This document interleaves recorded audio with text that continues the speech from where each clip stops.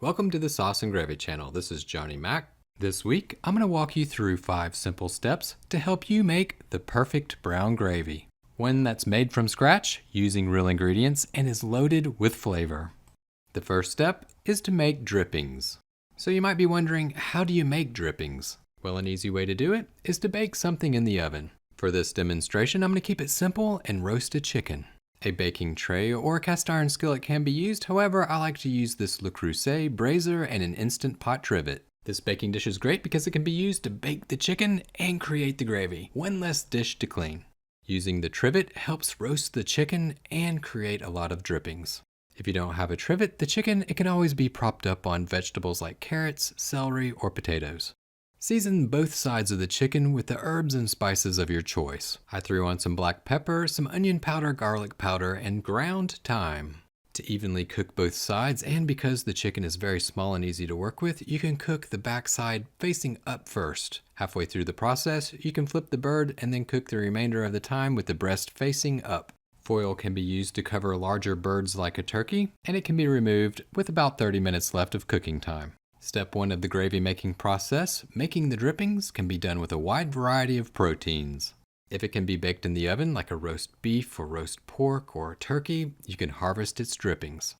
To bake this chicken, I started the oven off at 425 degrees Fahrenheit or 218 degrees Celsius for 30 minutes. Then I turned the oven down to 400 degrees Fahrenheit or 204 Celsius, baked it for an additional 10 minutes at that temperature, so 40 minutes altogether on its back, flipped it over. The bird was roasted for roughly about an hour longer, and I took it out of the oven once it had an internal temperature of 165 degrees Fahrenheit or 74 degrees Celsius. Moving right along the drippings, they've been created. Take the chicken out of the pan, put it to the side, cover it with foil, put it in a warm place to rest. While it's resting, you can harvest the drippings and move on with the gravy making process. These are the drippings. It's all the large brown bits that are stuck to the bottom of the brazier. There's also a nice amount of fat that the chicken rendered in the roasting process. Before you move on to the next step, remove the fat. To create the best full flavored gravy, save the fat. It can be used to make a roux, your thickening agent, so pour it into a measuring cup to see how much fat you have. The amount of fat that you get will vary. This is 4 tablespoons or 60 grams. Put it to the side. It'll be used in step 3 of the gravy making process. So that's it. Step 1, creating the drippings, is complete. Now it's time to move on to step number 2, deglazing. Remember those meals that made you feel at home? Well, they're back with the Sauce and Gravy channel's second cookbook, Comfort Foods Made Simply. Filled with scratch-made classics you'll be proud to serve. Creamy sauces, slow simmered flavor. No cans, no shortcuts, just real cooking.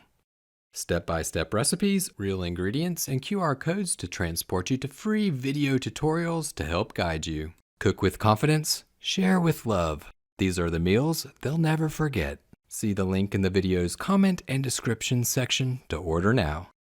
Real comfort starts now.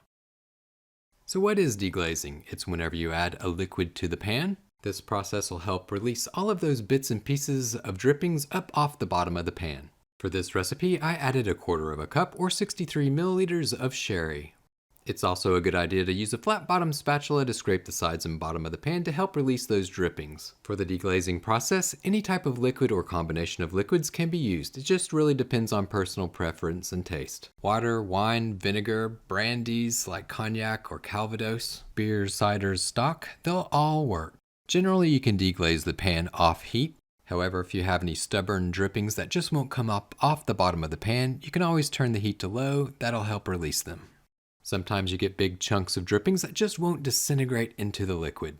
You can either filter them out or you can keep them in the dripping liquid. Either way it'll do. It's homemade. You can make it how you like it. That takes care of step number 2 of deglazing the pan and harvesting the drippings. Time to move on to step number 3, making the roux.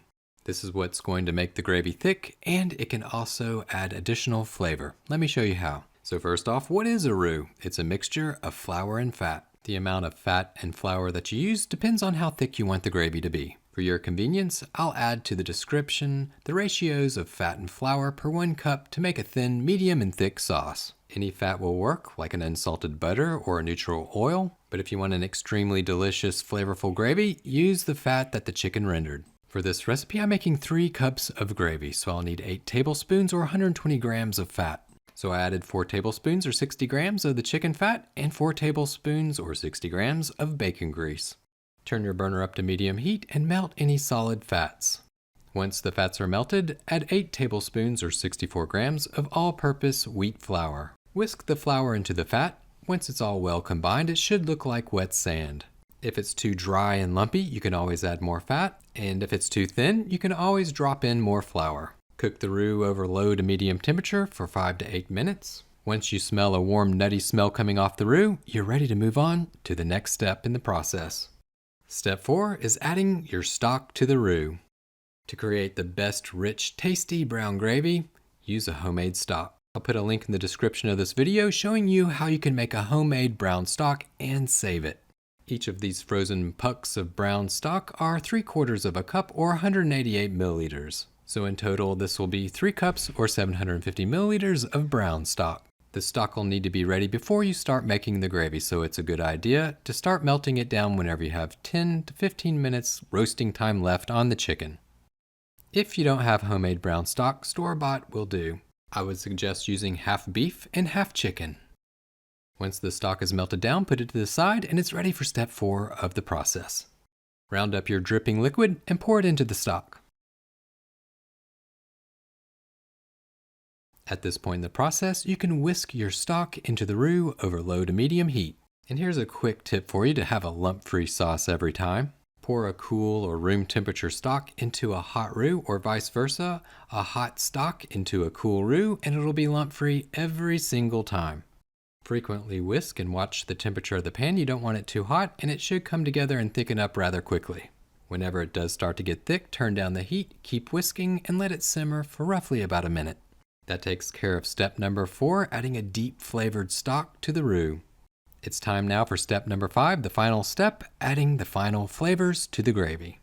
For this particular recipe, I added a dash or 2 of soy sauce and Worcestershire sauce, as well as 1/4 teaspoon of hot smoked paprika. For this step of the process, there are so many different things that you can add for final flavors. You could add cognac, calvados, you could add freshly chopped herbs, you could do vinegar, mustard, truffles, salt, pepper, any sort of spices that you like. You could even throw in green peppercorns. All these options will do.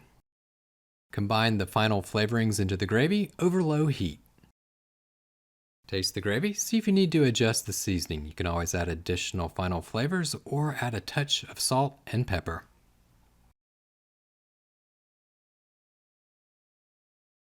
And that's all there is to it. By using these 5 steps, you can create a delicious, full-flavored, rich brown gravy at home, all from scratch.